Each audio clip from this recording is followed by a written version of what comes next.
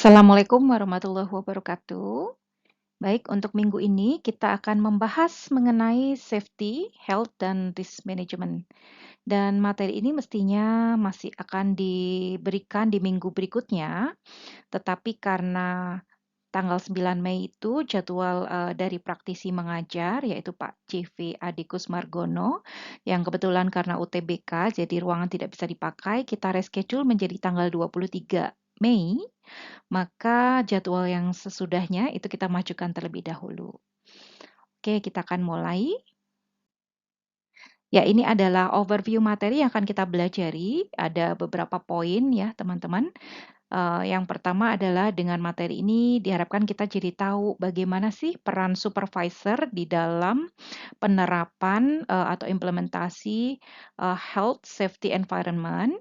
Kemudian yang kedua adalah fakta-fakta tentang hukum health safety environment dan juga occupational safety health administration ya atau manajemen kesehatan dan keselamatan kerja. Yang ketiga ini adalah pencegahan terjadinya kecelakaan kerja.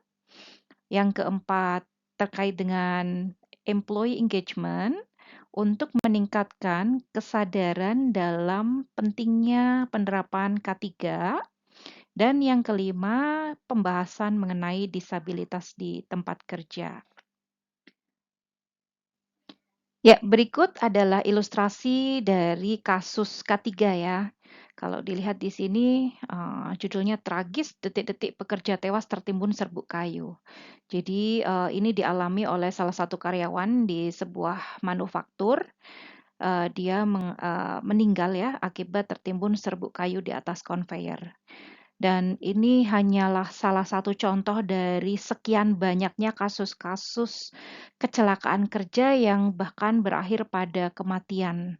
Meskipun tidak semua berakhir pada kematian, banyak juga yang berakhir pada kondisi kecacatan gitu ya. Jadi kasus-kasus ini masih cukup banyak, cukup tinggi terjadi di Indonesia dan kita perlu tahu faktor-faktor yang mempengaruhi untuk bisa melakukan pengelolaan yang lebih baik dan bisa meminimalisir terjadinya kecelakaan kerja atau menciptakan terjadinya zero accident. Contoh kasus lain yang lebih dahsyat gitu ya, ini adalah, ledakan di Mandom. Kalau Anda lihat ini di beritanya ini saya ambil. Jadi, pabrik PT Mandem Indonesia di Cikarang, Bekasi ya. Ini tahun 2015, ini karena bocornya flexible tube atau selang gas yang terpasang pada mesin deodoran parfum spray. Nah, ini juga di manufaktur, karena memang manufaktur ini, di plant itu resiko-resiko kecelakaan, memang jauh lebih tinggi seperti itu.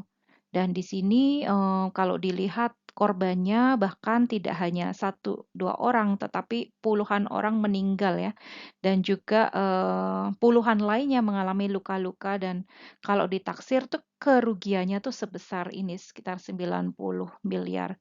Belum lagi kerugian psikologis ya dari, kehilangan para karyawan, kemudian keluarga yang ditinggalkan dan yang lain sebagainya.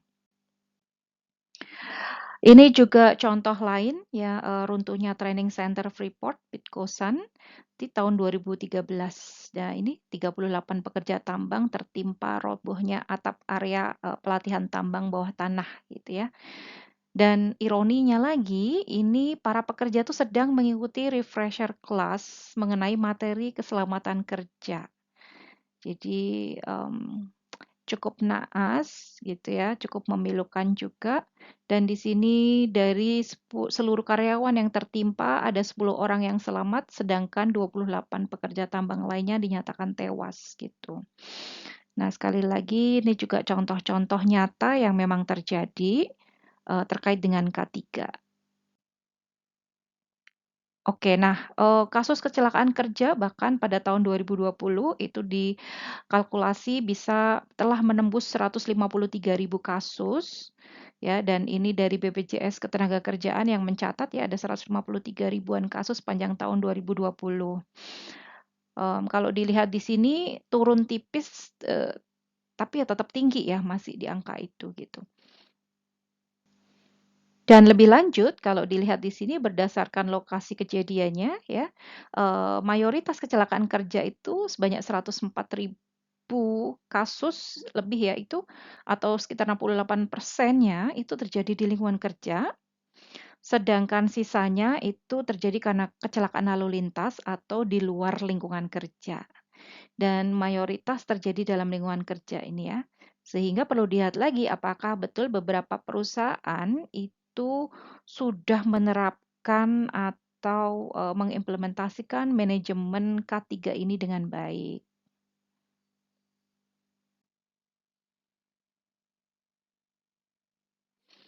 Ya, masih lebih lanjut kalau dilihat lagi di sini ya, mayoritas kecelakaan kerja terjadi pada jam kerja produktif. Detailnya ada 30 ribuan, hampir 31.000 kasus ini terjadi di jam-jam produktif ya, jam 6 pagi sampai jam 12, dan 60 ribuan kasus ini terjadi di jam 12 sampai jam 18 ya, siang sampai sore. Kemudian kalau kecelakaan kerja yang di jam setelah itu relatif lebih kecil dibandingkan pada jam-jam produktif tadi. Nah, ini juga mengindikasikan apakah pengawasan K3 ini sudah cukup efektif tadi ya. Dan kalau dilihat di sini persentase korban meninggal meningkat ya menjadi 3% dari tahun sebelumnya. Dan fakta lain bisa dibaca teman-teman di sini ya bahwa usia-usia yang mengalami kecelakaan kerja itu paling tinggi juga usia produktif di usia 21 sampai 40 tahun. Rinciannya ada di sini nanti teman-teman bisa baca sendiri. Selanjutnya, nah ini ya, persentase pekerja yang kemudian mengalami cacat akibat kecelakaan kerja itu naik dari 3% di tahun 2019 menjadi 6% di tahun 2020. Sedangkan pekerja yang sembuh pasca kecelakaan ini berkurang dari 90% menjadi 91% ya. Dan ini tahun 2020 ini ada fakta di laporan BPJS Ketenagakerjaan. Jadi yang sembuh mengalami penurunan, yang cacat mengalami peningkatan, dan yang meninggal dunia juga naik jumlahnya. Nah, apakah ini berkorelasi dengan adanya pandemi COVID? Nah, tentu harus dilihat lagi datanya. Angka kematian itu akibat apa? Sedangkan berdasarkan jenis kelamin, tentu saja di sini mayoritas adalah laki-laki ya, sebanyak sekitar 75%-nya, sisanya adalah perempuan. Oke, nah yang menjadi pertanyaan adalah mengapa kasus kecelakaan kerja di Indonesia ini terbilang masih tinggi gitu ya. Kenapa sih dan apa sih yang menyebabkan? Oke, nah, intinya kalau kita dari segmen, PSDM Psikologi Sumber Daya Manusia perlu untuk melihat dari perspektif, seperti apa sih pentingnya menanamkan kesadaran gitu ya, kesadaran dan kepatuhan terhadap K3 ini. Karena ini menjadi faktor penting dan krusial bagi minimalnya tingkat kecelakaan kerja atau korban di organisasi atau di perusahaan itu sendiri. Nah, meningkatkan K3 itu berdampak positif terhadap peningkatan profitabilitas organisasi juga tentunya, dan juga menghindari resiko-resiko yang mungkin akan melekat selamanya bagi para karyawan itu sendiri ya. Jadi kesadaran dan kepatuhan akan K3 itu memang butuh dilakukan secara serentak bersama, tidak hanya oleh perusahaan saja, tetapi juga para pimpinan serta yang paling penting adalah para pekerja lapangan itu sendiri, gitu.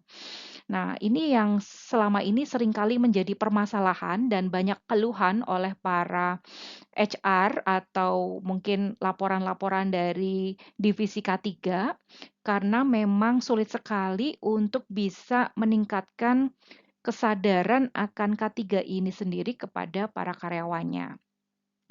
Jadi mereka seringkali merasa selama ini aman-aman saja, tidak terjadi apa-apa, sehingga ya mereka merasa tidak terlalu penting misalnya penggunaan APD pada saat bekerja, seperti itu.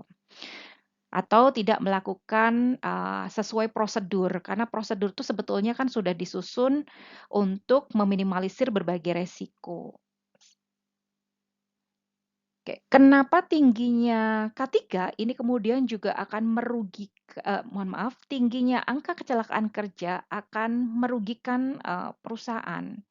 Ya, karena dengan banyaknya kasus-kasus kecelakaan kerja, tentu saja ini beresiko terhadap biaya organisasi.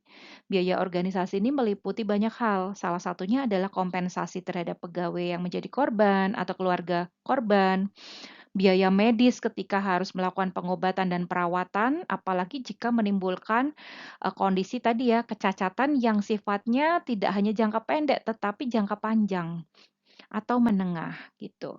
Jadi biaya medis itu harus di-cover oleh perusahaan. Kemudian juga dari sisi SDM dan produktivitas hasil kerja pasti akan menurun karena jumlah pekerja yang bisa bekerja juga menurun. Dari survei manajer keuangan menunjukkan bahwa jadi ini riset di luar ya, di Amerika, bahwa setiap $1 dana untuk investasi pada pencegahan resiko kecelakaan kerja, perusahaan bisa menghemat atau mendapatkan surplus profit sebesar $2 dari produktivitas kerja karyawannya. Kenapa? Karena lingkungan kerjanya aman dan kondusif gitu. Aman, nyaman, dan kondusif ini tentunya akan meningkatkan capaian produktivitas kerja. Nah, sebuah perusahaan produk forestry bahkan berhasil menghemat lebih dari $1 juta selama 5 tahun dengan dia mengeluarkan nih sebesar dananya 50.000 US dollar untuk meningkatkan aspek K3 dan pelatihan karyawan. Jadi dia menganggap pengeluaran itu adalah sebagai bentuk investasi yang kemudian kalau implementasinya berhasil, maka justru akan mendatangkan keuntungan yang mungkin datangnya tidak langsung atau instan, tetapi dalam jangka yang cukup lama ya, misalnya mungkin 6 bulan bahkan 1 tahunan. Tetapi memang sayangnya tidak semua organisasi memiliki juga kesadaran mengenai hal tersebut. Dan salah satu cara terbaik untuk mereduksi biaya pengeluaran dan meningkatkan profit ya tentunya dengan mengalokasikan dana yang lebih atau yang memadai untuk meningkatkan aspek-aspek K3 itu sendiri di tempat kerja. Nah, kenapa penting untuk kita menerapkan sistem K3? Karena kecelakaan kerja itu bukan sekedar permasalahan di industri yang berisiko tinggi saja, seperti misalnya perusahaan-perusahaan konstruksi gitu ya. Namun juga di berbagai setting dunia kerja selalu ada resiko. Pihak organisasi, khususnya manajemen ini adalah faktor kunci dalam implementasi kesadaran dan kepatuhan terhadap penerapan K3 itu sendiri. Semakin serius dan sungguh-sungguh perhatiannya memang terhadap pengelolaan K3 yang baik, maka akan mendorong setiap pekerja itu untuk menjalankan aturan dan prosedur kerja yang berlaku. Penting dilakukan formalisasi komitmen, artinya tidak hanya kontrak psikologis, tetapi harus diformalkan. Nah, diformalkan ini dengan cara apa? Dengan memprioritaskan pada isu-isu keselamatan kerja dan juga membuat kebijakan kebijakan keselamatan dan kesehatan kerja. Dan formalisasi komitmen itu juga bisa melalui dan yang paling umum ya digunakan ini adalah proses publikasi, sosialisasi, dan implementasi dari safety policy yang sudah dibuat sebelumnya ini tadi di poin yang kedua.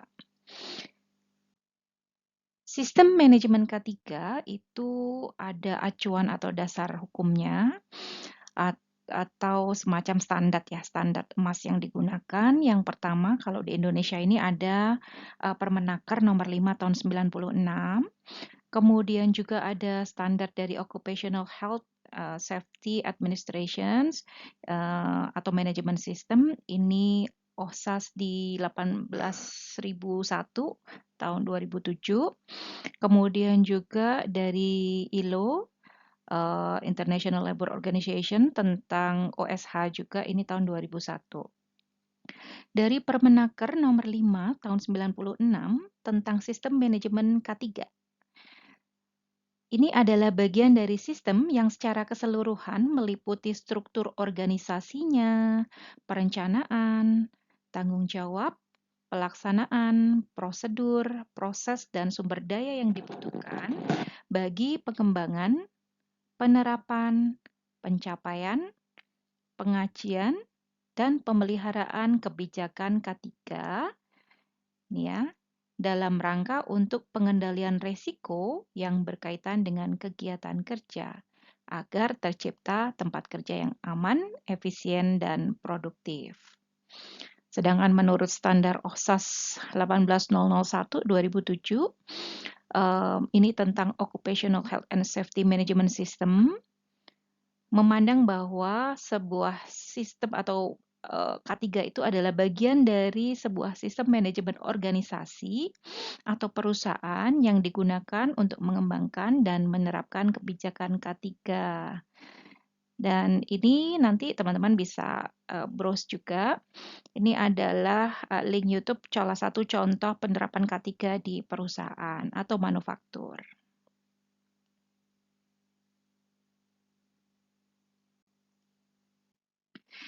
Tentang hukum keselamatan kerja, yang pertama ada ini tadi ya OSHA, Occupational Safety and Health Act atau OSHA tahun 1970 yang tujuannya adalah menjamin kondisi kerja yang berorientasi pada keselamatan dan kesehatan bagi setiap pekerjanya dan menjaga para pekerja itu sendiri.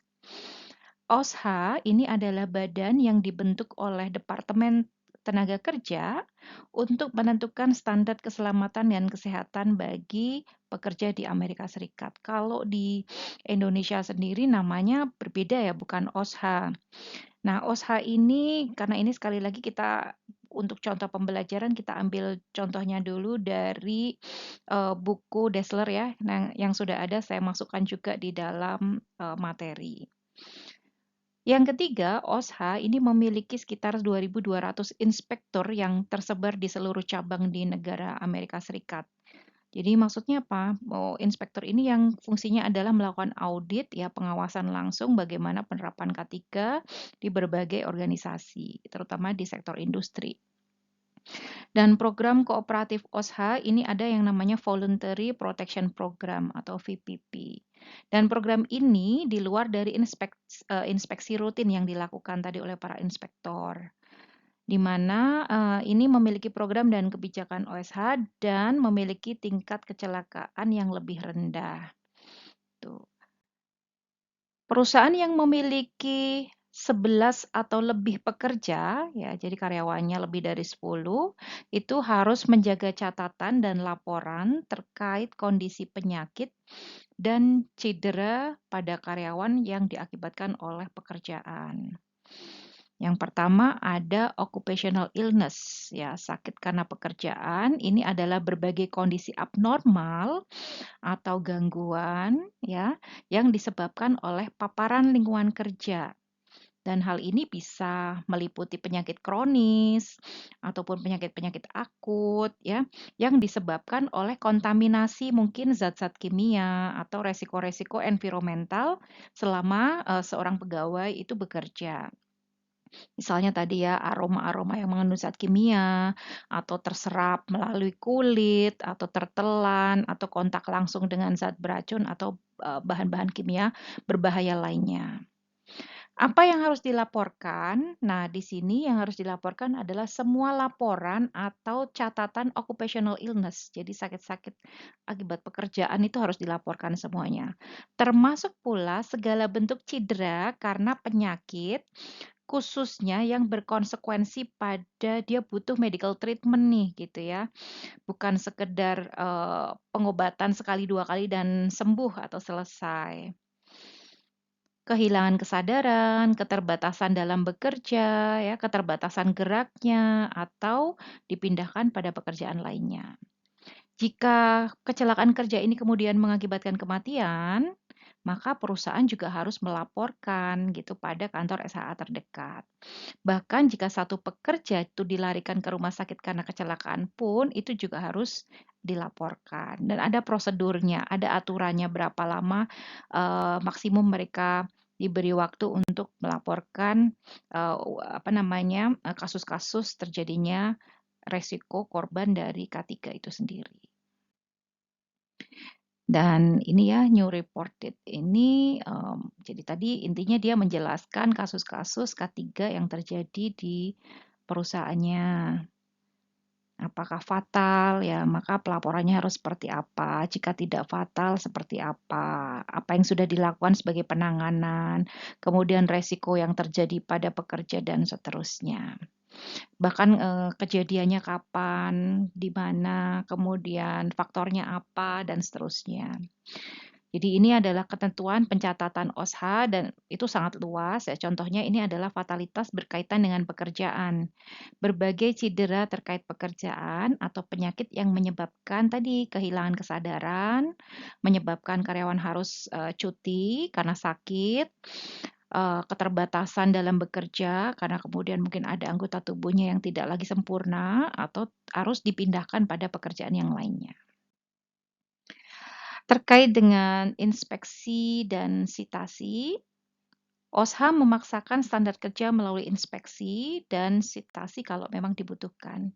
Jadi inspeksi itu biasanya ya tidak diberitahukan sebelumnya gitu. Jadi memang random ya, dan tidak bisa diduga kapan para inspektor ini akan melakukan kunjungan atau sidak langsung.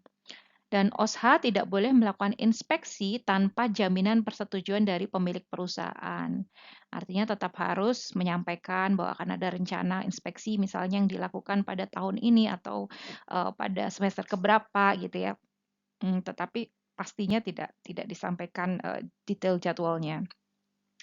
Bisa jadi OSHA memeriksa dengan surat perintah penggeledahan resmi. Jadi memang karena ini di bawah semacam lembaga pemerintahan ya, kalau kita di Kementerian Tenaga Kerja misalnya. Jadi OSHA ini memeriksa dengan surat perintah penggeledahan resmi jika memang mendapat laporan ya bahwa terjadi kasus yang ketika dicek data itu tidak ada, tidak dilaporkan oleh perusahaan. OSHA berfokus pada penegakan hukum yang adil dan efektif, dikombinasi dengan penjangkauan, pendidikan dan bimbingan kepatuhan, dan tadi program-program yang di luar dari program reguler. Inspeksi dan sitasi. Ya, prioritas inspeksi itu di sini ya OSHA menggunakan pendekatan worst first, jadi mana yang lebih parah itu yang diprioritaskan. Prioritas ini meliputi dari yang terparah sampai yang paling minim resiko parahnya. Bahaya yang akan segera terjadi, cedera dan penyakit parah, keluhan pekerja, rujukan bahaya dari lembaga lain, misalnya dari analisis limbah atau laporan dari partai ketiga gitu ya. Kemudian industri beresiko tinggi yang ditargetkan inspeksi serta inspeksi tingkat lanjut. Dan OSHA mempublikasikan data K3 tersebut dipublikasikan supaya yang lain juga jadi lebih aware gitu dan lebih berhati-hati dalam menegakkan prinsip-prinsip pengelolaan K3, pengawasan implementasi K3. Sedangkan kalau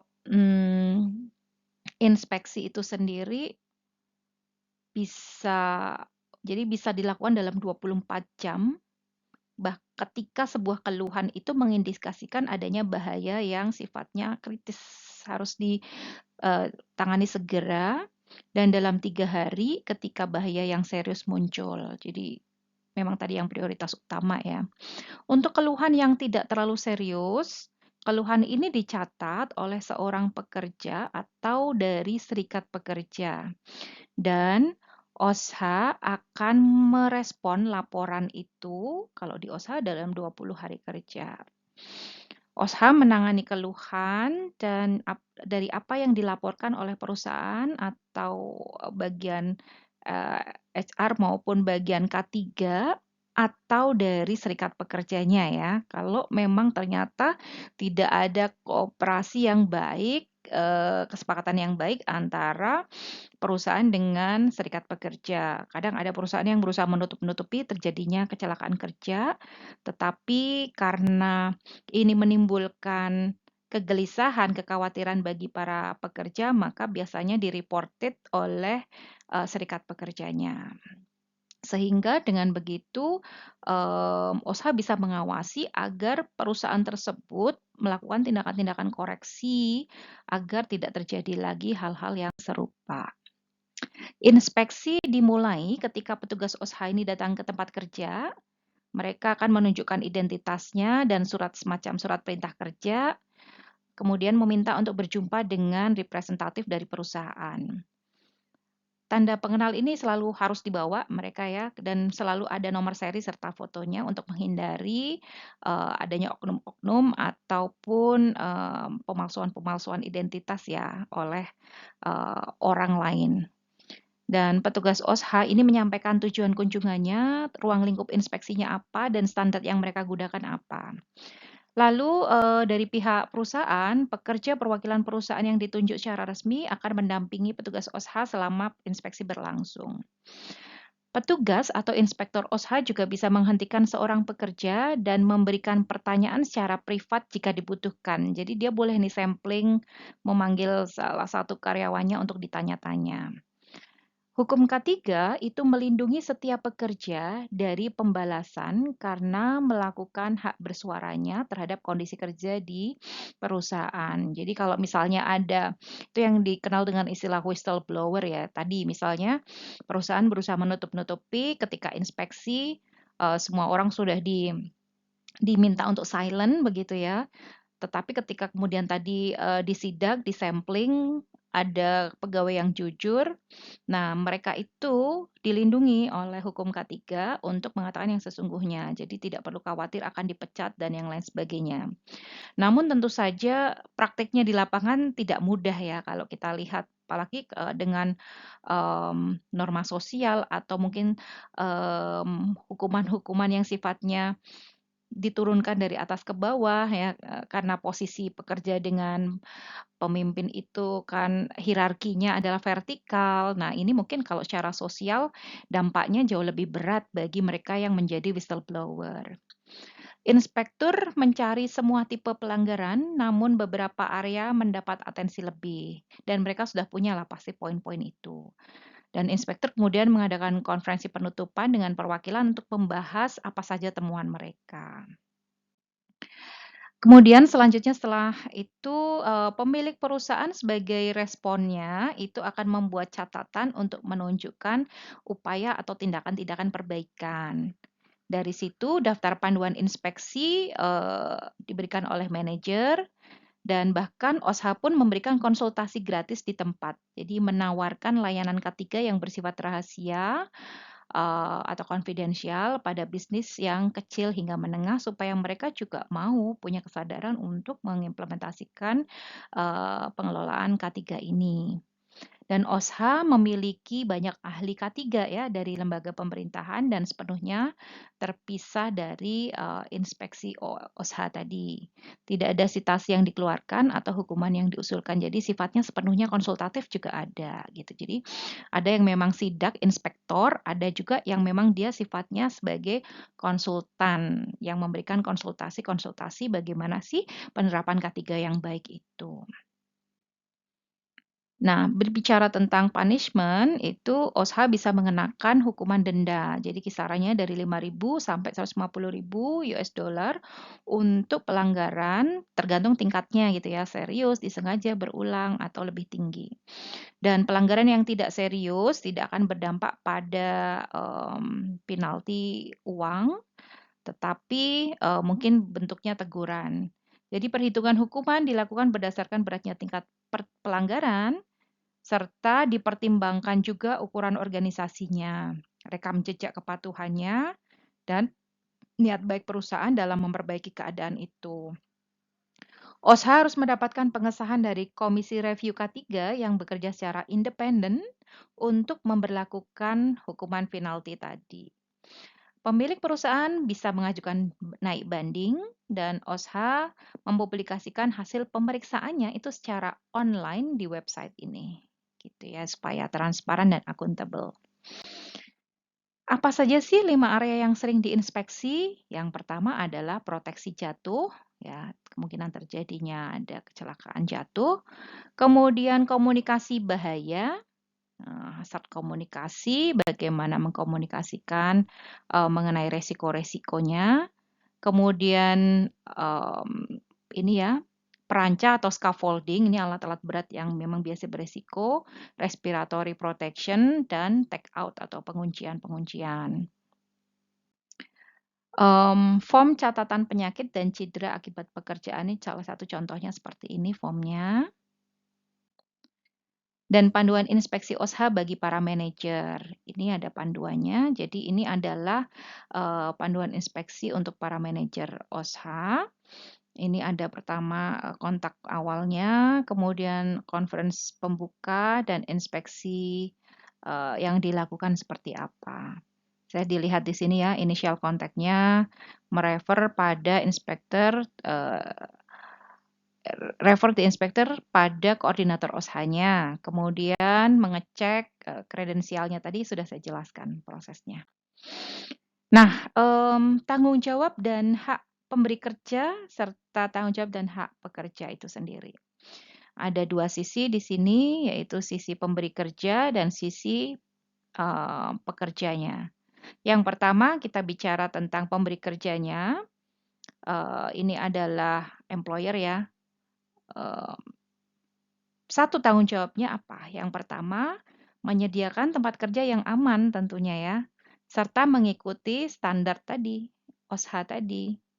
Kemudian memeriksa kondisi kerja untuk memastikan standar OSHA terpenuhi. Karena ada audit itu tadi juga gitu ya. Jadi memang seperti kalau kita di perguruan tinggi ada akreditasi atau sertifikasi, sama juga untuk keselamatan kerja ada sertifikasinya sendiri. Dan itu ya prosesnya hampir sama sehingga ya agar mereka bisa memenuhi itu tentu harus mengikuti standar acuan yang sudah ada. Hak pemberi kerja apa? Haknya adalah mendapatkan saran dan off-site consultation dari OSHA. Artinya ya tadi, ketika mereka tidak tahu bagaimana cara melakukan, penerapan K3 atau mengupdate informasi-informasi tentang mekanisme dan prosedurnya, ya tentu saja, lembaga pemerintah ini tadi harus bisa memberikan konsultasi, tidak hanya di tempat kerja, tetapi juga yang sifatnya, di luar tempat kerja untuk membahas ini. Yang kedua, meminta dan menerima identifikasi yang layak dari petugas kepatuhan OSHA sebelum dilakukan inspeksi. Yang ketiga, diberi saran oleh petugas kepatuhan alasan dilakukannya inspeksi. Kenapa kok dilakukan inspeksi? Itu ya.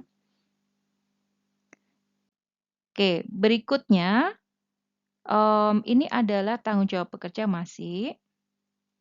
Mematuhi seluruh standar OSHA, mengikuti aturan dan kebijakan K3, dan melaporkan kondisi bahaya di tempat kerja pada supervisor. Ini adalah tanggung jawab dari pekerja, bukan pemberi kerja lagi ya.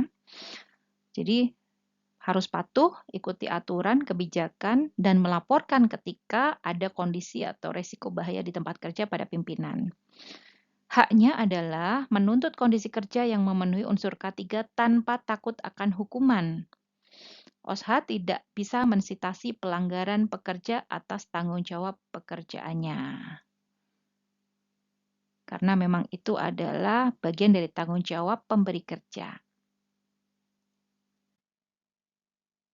Ya, terkait dengan pengelolaan K3 ini sendiri, sebetulnya dengan zaman yang sekarang serba lebih maju, pengelolaan K3 ini banyak juga yang sudah menggunakan sistem digital. Jadi kepatuhan akan K3 ini sudah mulai dikelola secara terpusat oleh HR manager atau memang tadi unit-unit atau divisi K3.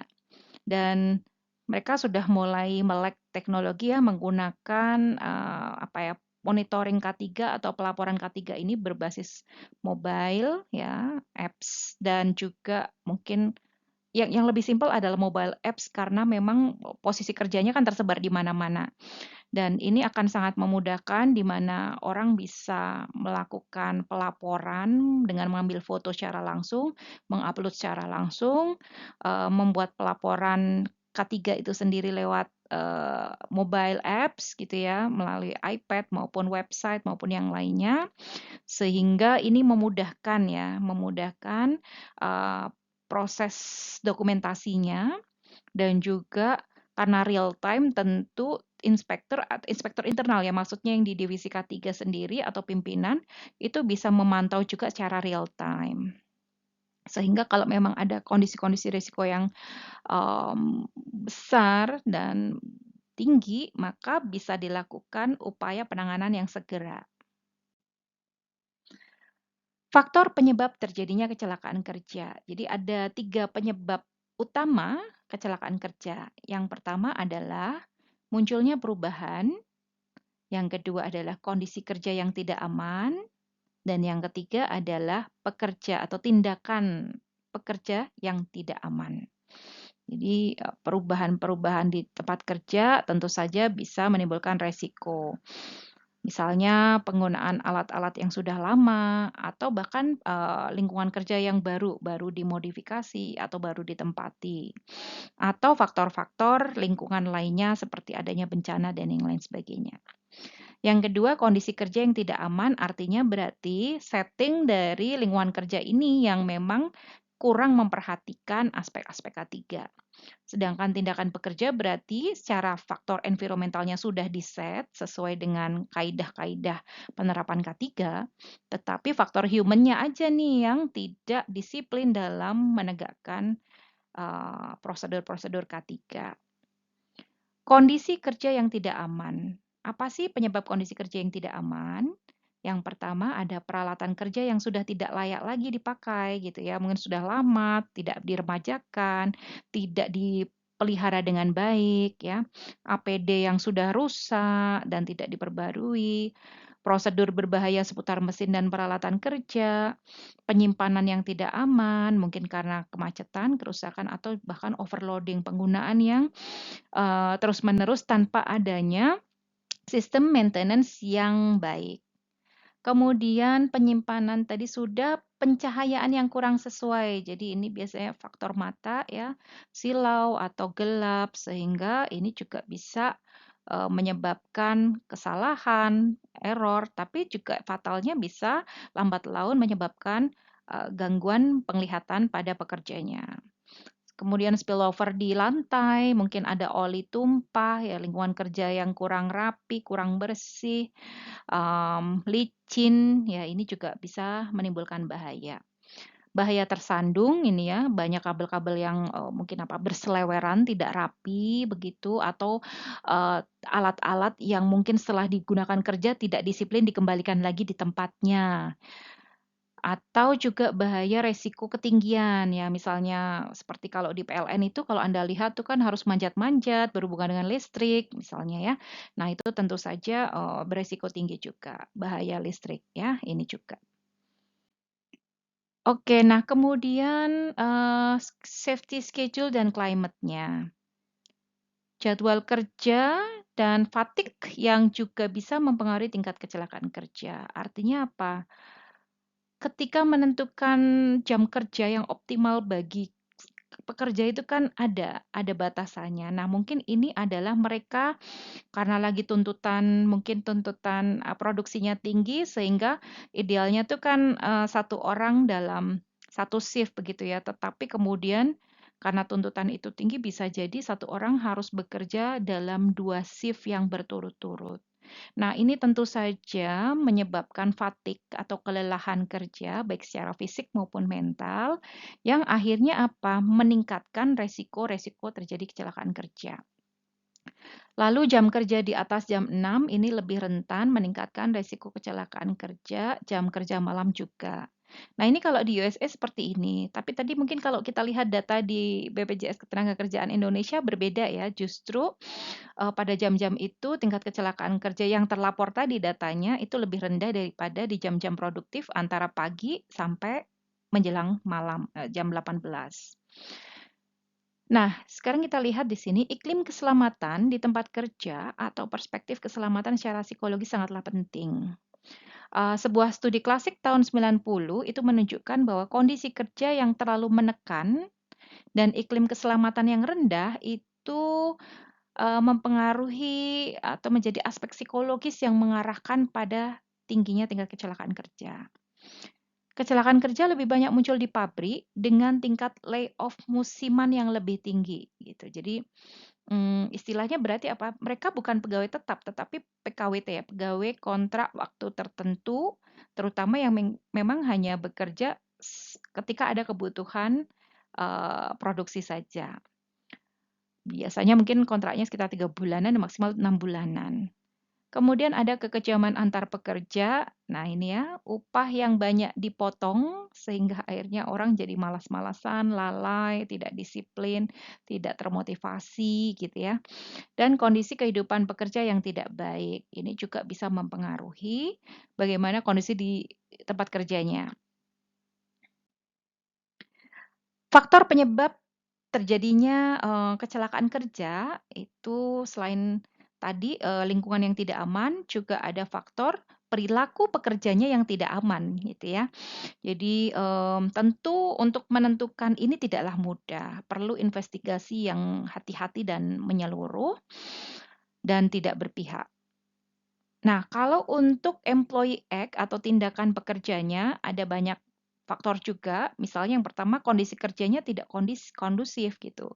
Tadi misalnya, secara psikologis dia merasa, mmm, apa ya, tadi misalnya pemotongan atau uang yang tidak bayaran yang tidak diberikan secara tepat waktu atau sering molor atau banyak potongannya, sehingga mereka tidak puas. Ketidakpuasan ini tidak selalu secara finansial ya, mungkin juga tadi, pimpinannya yang kurang suportif dan selalu, apa ya, pegawai ini kalau ada kesalahan dijadikan kambing hitam misalnya. Sehingga secara psikologis kondisi kerja ini sudah tidak kondusif dan kondisi yang tidak kondusif ini tentu meningkatkan resiko K3, kecelakaan kerja, sorry. Yang kedua, kurangnya pelatihan dalam penggunaan peralatan kerja secara layak, ya. Nah, saya rasa kalau faktor ini, biasanya malah kalau di, manufaktur-manufaktur yang sudah, mengikuti atau memenuhi sertifikasi tadi ya, ILO maupun sertifikasi ISO untuk jaminan keselamatan kerja tadi, sebetulnya malah ini enggak ya, enggak banyak terjadi karena mereka sangat rutin atau sangat concern untuk mengadakan pelatihan-pelatihan, mengenai penggunaan APD dan prosedur K3. Ya, tapi bisa jadi ini terjadi ya.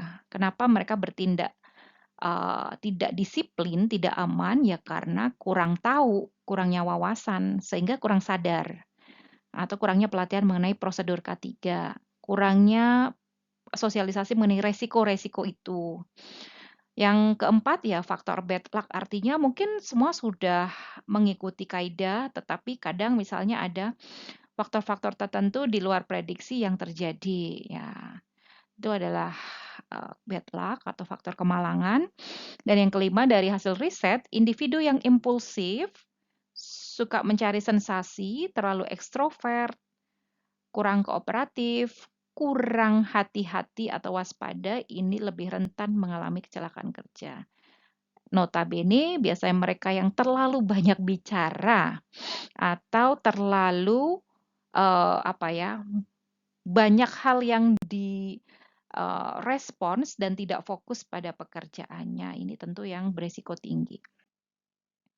Bagaimana cara mencegah kecelakaan kerja? Yang pertama, ini adalah dengan menurunkan, perilaku-perilaku yang tidak aman. Ya, caranya dengan screening, training, maupun dengan sosialisasi melalui poster-poster, video pendek, dan yang lain sebagainya yang terus dipampang biasanya di plasma-plasma atau, TV-TV yang ada di setiap ruangan ini ya, kerja. Kemudian juga dengan menggunakan sistem positive reinforcement dan insentif.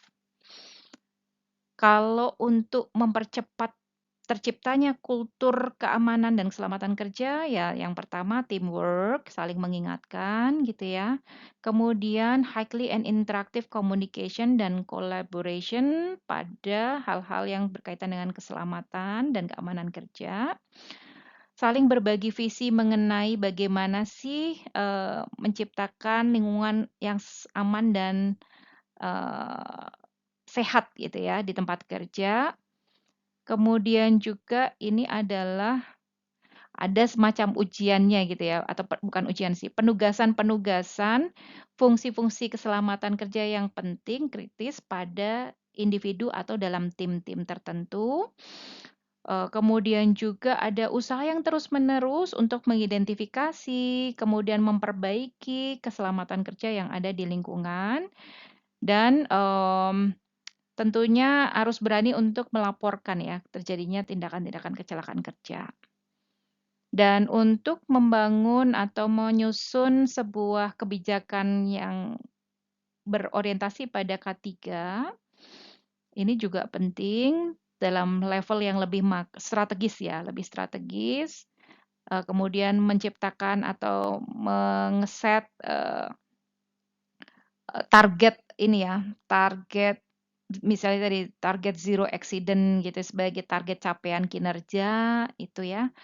Kemudian perilaku-perilaku berbasis K3 atau kesadaran K3 dan partisipasi para pekerja itu sendiri tentunya sangat penting. Jadi semua elemen tuh wajib untuk punya kesadaran yang sama gitu dalam hal ini. Dan dengan tanggung jawab serta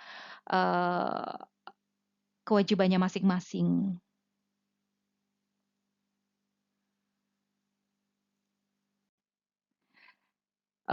Cara dilakukan analisis bahaya atau job hazard analysis ini juga sebagai langkah utama atau kalau kita kayak, audit internal terkait dengan K3 ini bagus juga gitu ya, jangan sampai ketahuannya ketika diinspeksi oleh tadi misalnya dari OSHA begitu, tetapi lebih baik kalau ada identifikasi internal dulu. Apa sih yang terjadi, apa yang nggak beres, kemudian konsekuensi dari itu apa, kemudian apa yang bisa terjadi jika hal ini terus dibiarkan, apa saja sih faktor-faktor yang menyebabkan kemudian hal ini terjadi, gitu ya. Ini proses identifikasi atau analisis bahaya dalam pekerjaan. Nah, ini ada formnya juga semacam ini contohnya apa saja, ini bisa di-checklist gitu ya. Kemudian dianalisis oleh biasanya divisi K3 untuk kemudian dibuat pelaporan dan usulan apa saja yang perlu diperbaiki terkait dengan lingkungan kerja yang lebih aman dan kondusif. Oke, ini adalah Employee Engagement Guide for Manager. Jadi bagi para manajer ini sudah ada panduan bagaimana untuk meningkatkan keterikatan para pekerjanya.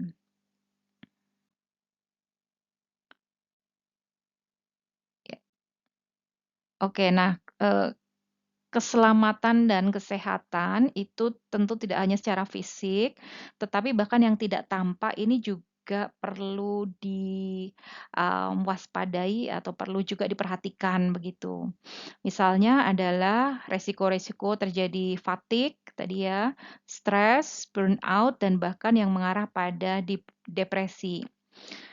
Nah, depresi ini, ketiga faktor ini adalah hal-hal yang sifatnya mungkin lebih ke personal ya atau individual. Sehingga faktor-faktor individu itu sendiri bisa bermain atau berperan jauh lebih dominan gitu.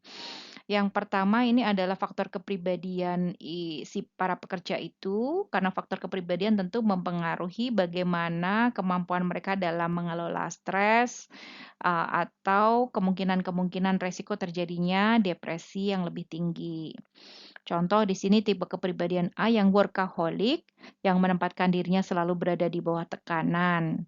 Jika ditambah beban stres akibat masalah di luar pekerjaan, artinya di rumah tangganya ya ada permasalahan dengan pasangan, permasalahan keluarga, anak-anaknya atau permasalahan lain dan itu bisa semakin menekan gitu ya, ini akan memperparah kondisi kesehatan mentalnya di tempat kerja.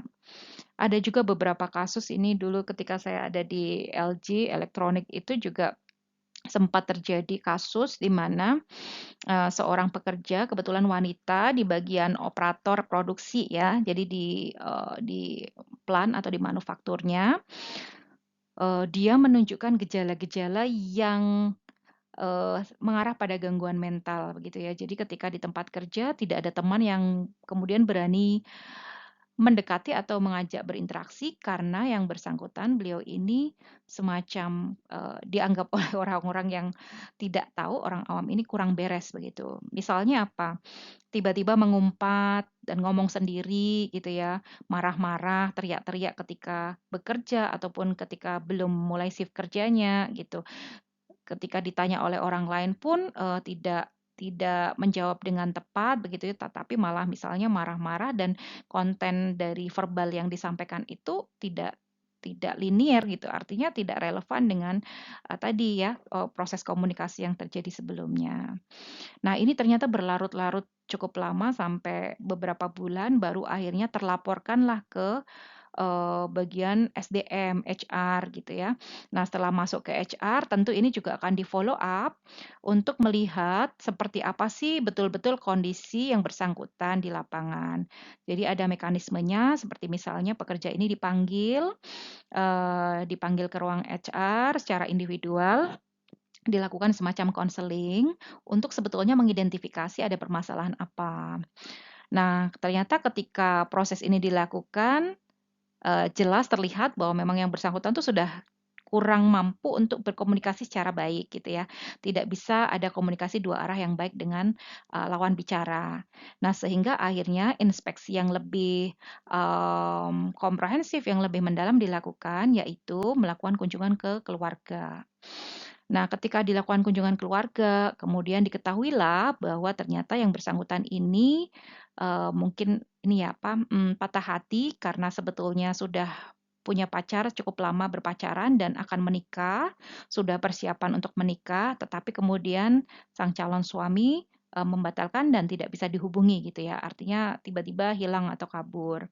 Nah, ternyata ini yang membuat yang bersangkutan mengalami stres, sehingga depresi gitu ya, dan lebih banyak menyendiri selama cukup lama dan tidak pernah bercerita, tidak pernah, curhat kepada orang tuanya, berdiam diri di kamar dan seterusnya, tidak pernah berinteraksi dengan orang lain, sepulang bekerja ya masuk ke kamar seperti itu.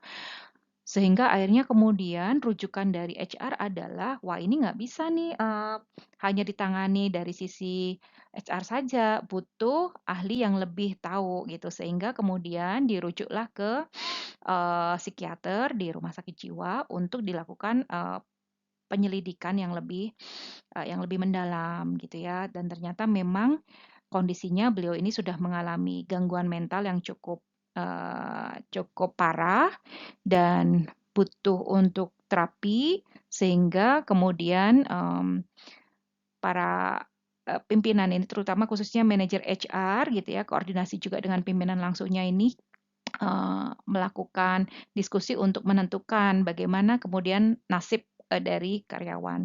Dan itu tentu harus mempelajari juga prosedur ya, atau undang-undang ketenagakerjaannya. Kan tidak boleh langsung mereka kemudian dipecat atau di-PHK, meskipun tahu ada kondisi-kondisi yang menyebabkan yang bersangkutan tidak bisa bekerja secara normal dalam jangka waktu yang cukup lama.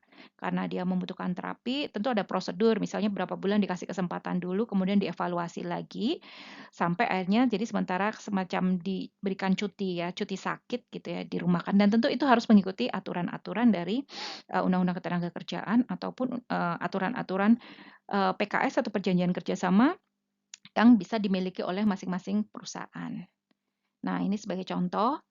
Nah, balik lagi ke sini, tentu saja konsekuensi dari ini cukup banyak ya, bisa kecemasan, depresi, marah, mungkin juga emosional yang tidak stabil gitu, bahkan sampai ke penyakit jantung, sakit kepala, kecelakaan, dan, bisa juga mengarah ke penyakit Alzheimer. Kemudian konsekuensi lainnya meliputi berkurangnya kinerja dan meningkatkan, tingkat absensi ya dan turnover. Nah, ini makanya wellness program kemudian menjadi sangat penting dan wellness program itu sebetulnya juga merupakan bentuk dari, penerapan K3 ya untuk memberikan layanan konsultatif, dan solutif ketika para pekerja ini mengalami resiko-resiko yang sifatnya, bukan fisik saja tapi juga psikologis. Ya, dan, menurunkan kadar stres kerja itu bisa dengan banyak cara. Ini tips-tips sederhananya, misalnya membangun hubungan kerja yang menyenangkan ya, kooperatif dan positif dengan kolega dan pekerja lainnya. Ini mungkin kalau kita bilang fatigue atau stres kerjanya terbilang masih cukup ringan ya, atau tidak sampai pada level yang tadi saya ceritakan. Kemudian mungkin bisa menurunkan standar ideal pribadinya terhadap pekerjaan, capaian kerjanya. Lalu bisa berbicara dengan supervisornya untuk, apa namanya, mungkin mengklarifikasi, menyelesaikan konflik interpersonal yang terjadi akibat pekerjaan, gitu ya. Negosiasi dengan pimpinan untuk deadline yang realistis pada proyek-proyek penting kalau memang dirasa terlalu besar tekanan pekerjaannya, ya komunikasikan, minta mundur waktu, minta, kompensasi waktu misalnya. Atau hal-hal lain yang bisa lebih, men-support dia untuk bisa menyelesaikan itu dengan nyaman. Kemudian belajar sebanyak mungkin terhadap project yang akan datang dan sebisa mungkin mempersiapkan waktu lebih gitu ya. Meluangkan waktu setiap hari untuk relaksasi dan me time, menenangkan diri sendiri, membahagiakan diri sendiri menjadi penting. Berjalan-jalan sekitar kantor supaya tubuhnya gerak, fisiknya nggak cuma duduk berjam-jam gitu ya, sampai bisa menyebabkan terjadinya wasir atau mungkin ini ya, badan pegal-pegal akibat aliran darah yang tidak lancar. Ini biasanya kalau mereka yang bekerjanya lebih banyak di kantor manajemen ya, atau administratif yang lebih banyak duduk atau kurang bergerak. Menemukan cara-cara mereduksi gangguan yang tidak diperlukan, mengatur aktivitas kerjanya, mungkin bisa mendelegasikan tugas-tugas rutinnya jika memang punya bawahan gitu ya, membatasi interupsi, membuat daftar kecemasan secara konstruktif dan bagaimana solusinya, istirahat yang cukup, bangun tidur yang tidurnya yang berkualitas gitu ya. Kemudian membuat batasan jam kerja, jangan 24 jam, 18/24 jam setiap hari itu tentu tidak sehat juga. Dan, seek, for help gitu ya kalau memang dibutuhkan. Mungkin dengan biasanya ada kok para konselor-konselor di perusahaan itu. Ya, itu stres. Bagaimana dengan burnout? Nah, kalau burnout itu adalah kondisi depresi yang terjadi secara fisik maupun mental disebabkan oleh upaya yang berlebihan untuk memenuhi tujuan kerja yang tidak realistis. Burnout ini biasanya termanifestasi dalam bentuk iritabilitas, sensitif perasaan itu ya, mudah takut, mudah cemas, mudah lelah, sinis, jadi emosinya sangat fluktuatif, jebakan dan kebencian. Perusahaan bisa mencegah burnout dengan memonitor pekerjaan yang memiliki potensi stres kerja tingkat tinggi. Nah, cara pekerja melawan burnout di sini juga ada, nanti bisa teman-teman baca karena ini sangat praktis ya, tips-tipsnya. Kemudian di sini adalah keamanan okupasional dan manajemen resiko. Ya, ada isu-isu mengenai manajemen resiko ya perusahaan, bagaimana mencegah dan menangani kekerasan di tempat kerja, ini juga termasuk ya. Bagaimana, apa namanya, fasilitas kerja yang aman, bagaimana tentang terorisme, kemudian cyber security, ini juga menjadi isu-isu yang sekarang ini banyak, diperbincangkan, rencana keberlangsungan bisnis, dan juga rencana-rencana, emergensinya, daruratnya.